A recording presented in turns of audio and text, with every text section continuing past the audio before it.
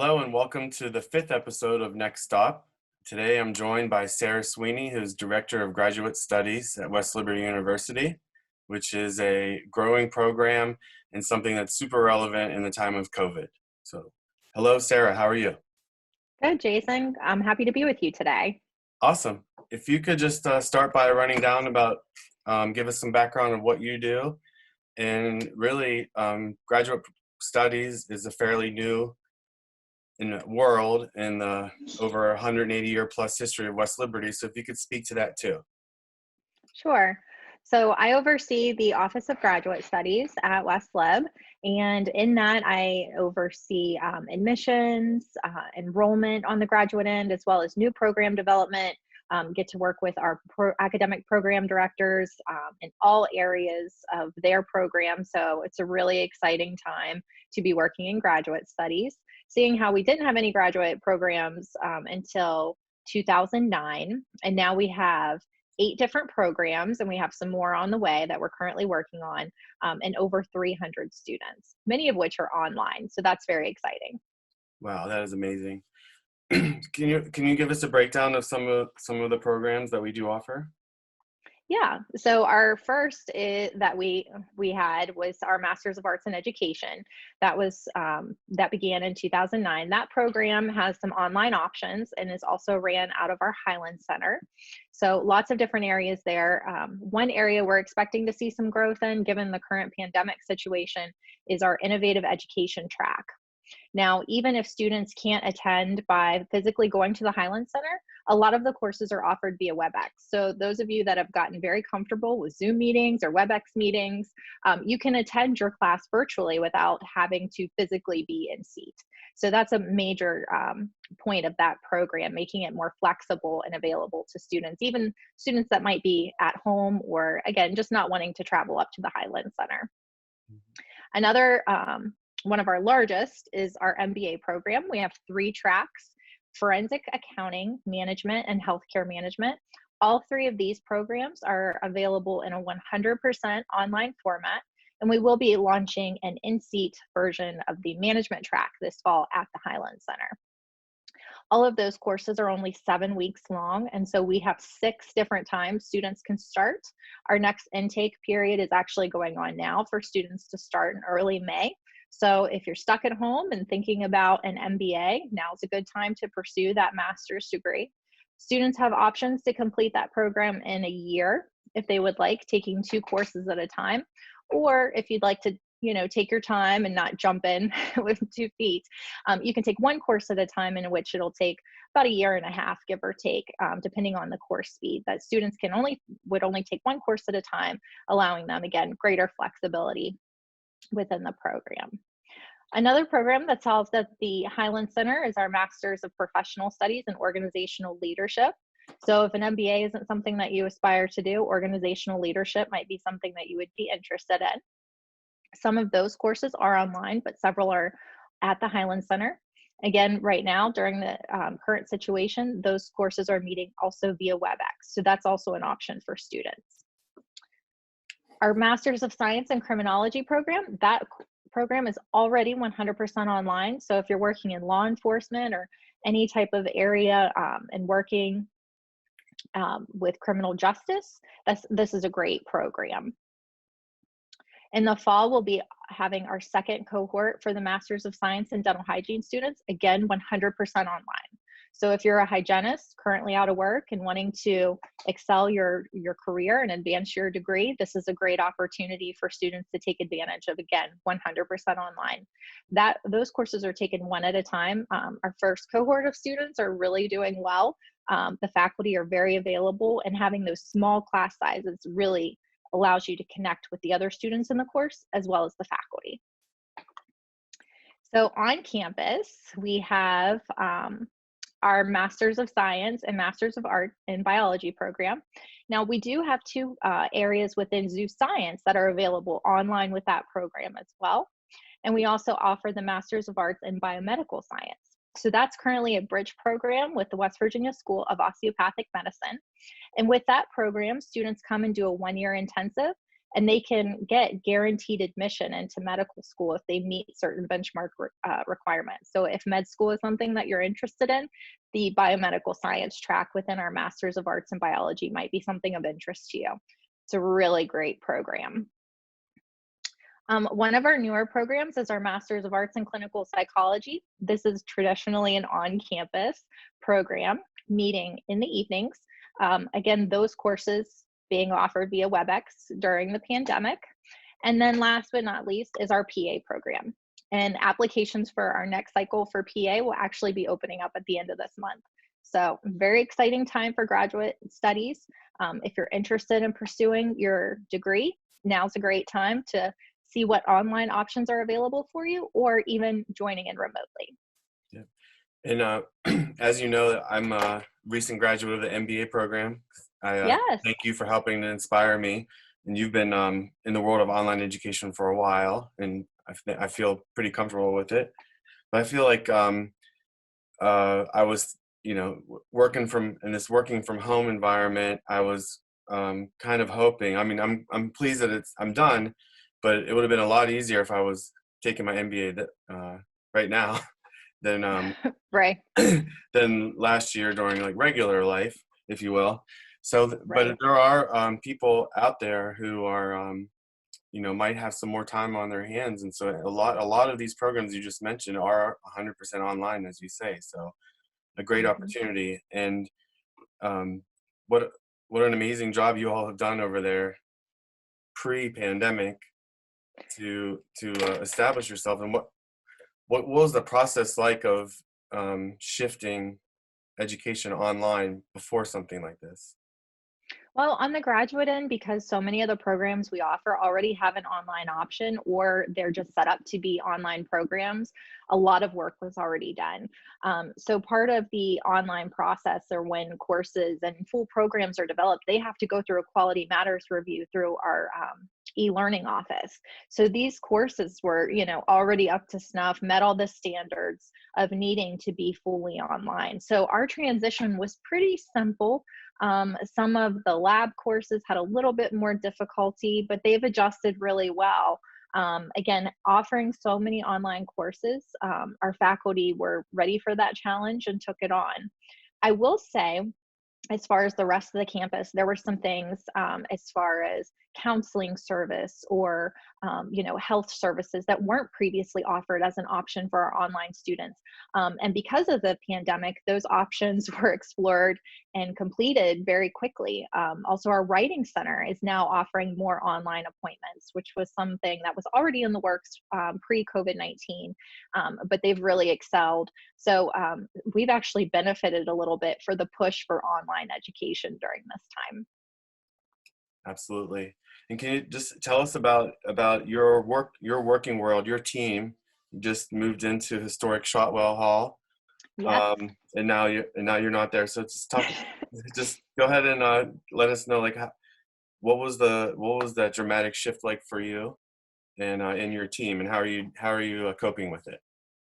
Well, just this past summer, we all moved from various places in Shaw Hall. We were kind of scattered between the first and second floor. And as graduate programs have grown, the need to have us all centralized so we could work a little bit more efficiently became a necessity. And the university provided that by making an investment to help renovate the second floor of Shaw Hall, which is now the entire Office of Graduate Studies. So it was really nice getting to help design the space with the work of our maintenance crew, getting everything moved, furniture, painting, all of that. It was a lot of work. The students really like it over there because we do have a conference room space. We have several GA offices. So now we have dedicated office space for a lot of our graduate assistants. And a big thing for the students is that the building is accessible 24 hours a day via a card swipe, just for the graduate students. So they felt that they had a place to go study.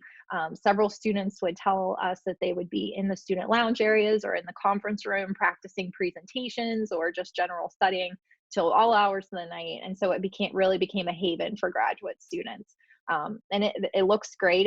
Once we do reopen, I would encourage anybody to come. We're happy to give tours of the space. It looks really nice, and it's been a real positive for our team to all be centrally located instead of on multiple floors in Shaw. Mhm. And now you're all located at home. Yes. Well, and again, being separated before, we were pretty You're efficient used to it. at communicating. Yes. And we do have weekly Zoom calls as a team. I probably talk to my staff multiple times a day just to check up on things. But again, we're used to working a little bit more remotely with so many online students. Um, Give or take approximately, I'd say 40 to 50% of our current graduate student population is 100% online. So, not too much of adjustment for my office, just some little things in how we receive some student information. But those tweaks were made pretty seamlessly. I would like to tell everyone about a new feature, speaking about communication with students from our office. So we are allowing virtual Zoom meetings, so you can schedule a meeting with us. But one of the things as part of our new application and CRM that we're currently building is a UChat feature. So our office is using this, and also the Office of Admission. So if you go to the admissions webpage, there's actually a live chat where you can chat with someone live between the hours of 8 to 4 daily with either someone from the Office of Graduate Studies or the Office of Admissions. So we turned it on last week, and people are using it. It's working really well. So if you have a quick question and don't want to call, feel free to use that UChat feature. It's a really nice addition to our West Liberty web pages.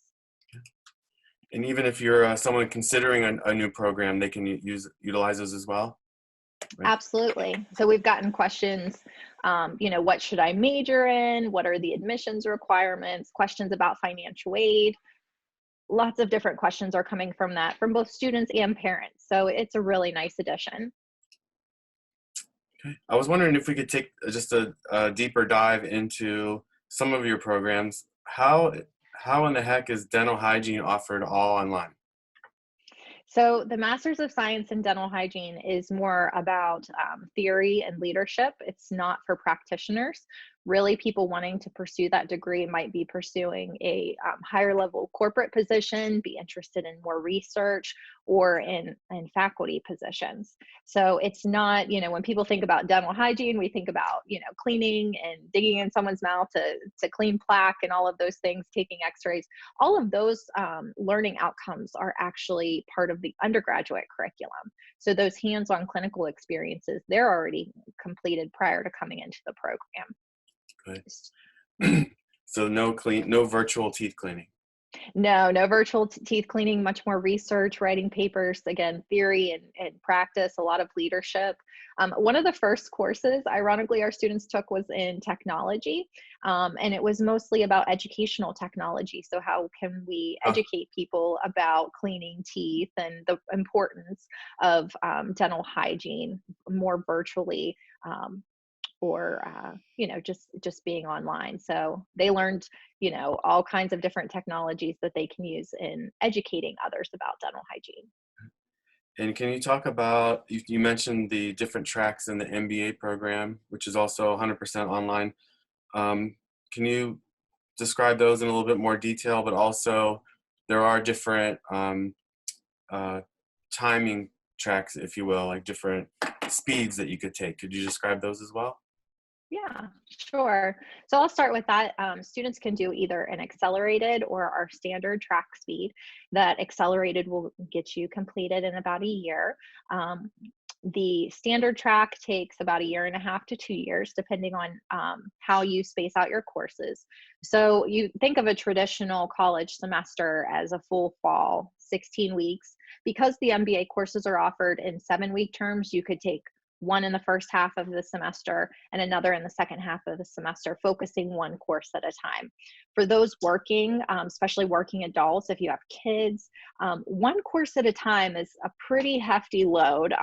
And I think that's about the speed you went, correct, Jason? One course at a time, which makes it more manageable. And you also feel like you're making such progress by only doing one course at a time, right? So you're done with one course, on to the next. And once you get through that first orientation course, it really sets you up with all the tools that you need to be successful in the program and get comfortable. So if you haven't taken an online class before, we do help prep you for that through the orientation course, which is a 0 credit course, to make sure that you have all the tools needed for success in the program. So that's on the speed. And then on the tracks, management is our more general track in the MBA.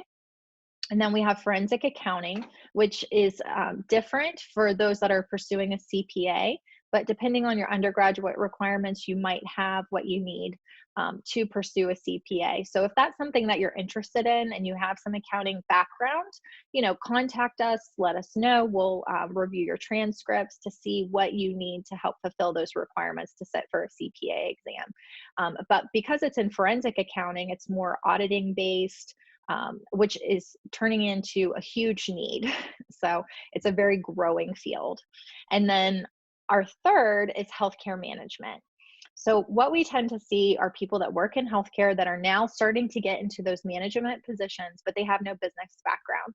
So we have a lot of people that have degrees in nursing, even doctors that are now pursuing this MBA in healthcare management, because you have to understand things more from a business perspective. So we, introduce this as the business side of healthcare.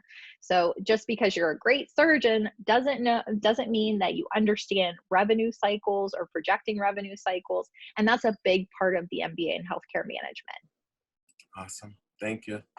Well, that's a lot of information, a lot of great, exciting opportunities, no matter what's going on in the world at graduate studies at West Liberty University. As we wrap up here, can you talk about how you're doing personally?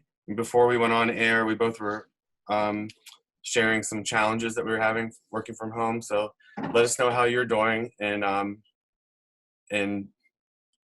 just everything Sara right now.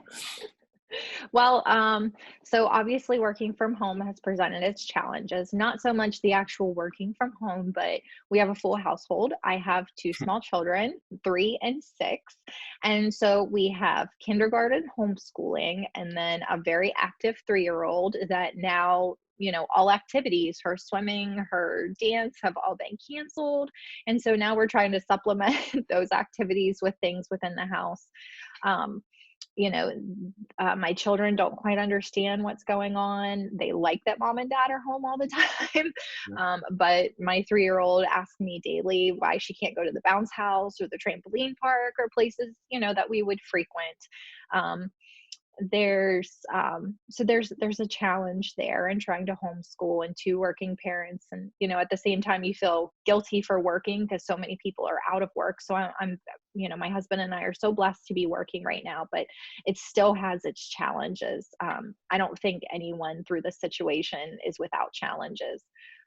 Me personally, my number one stress reliever, my me time, is my roller derby, which has all been canceled this year. So virtual roller derby. No virtual roller derby. My league has done a great job with providing exercises and meditation and yoga, and because we have a very diverse team. But yeah, I like to play roller derby and hit people when I have my roller skates on. That's part of roller derby, and it's a good stress reliever for me. And it was my me time, and all of that has been taken away. So you have a hard time with that. We've been taking lots of walks around our neighborhood. I will say this is the most I've ever seen our neighbors. Many of my neighbors have small children, and so it is nice to have this sense of community and connecting with people because, we are like busy with small kids and running everywhere. So, it has had its pluses in some ways to slow down a bit and maybe reevaluate some things. But yeah, it's been obviously a very dramatic life change. I actually live in Pennsylvania, and just last night the governor announced you pretty much can't go anywhere without a face mask anymore. So even our grocery shopping trips here in town will include a face mask. Luckily, I just received some from my mom who sews, so we're good there. But at the same time, it's, you don't want to watch the news all the time, but you have to watch the news so that you're informed and educated. So it's It's been a big life adjustment, as I'm sure it has been for everyone. People without kids, I'm very envious. Um, they're probably Netflix binging, pulling up new hobbies, that kind of stuff, and we just, we don't have time for those things. But we're safe, and we're doing what needs to be done for the pandemic, and that's the best we can do right now. Yep, absolutely. Well, I hope to see you in person soon on campus. Can you let people know how people can get a hold of Graduate Studies if they have any questions? What are the best ways Yes. to get in touch? So we have a bunch of options. Feel free to call our main line. We do have an app on our phones, so the phones ring directly to our cell phones. Leave a voicemail if you need to. That number is 304-336-8015.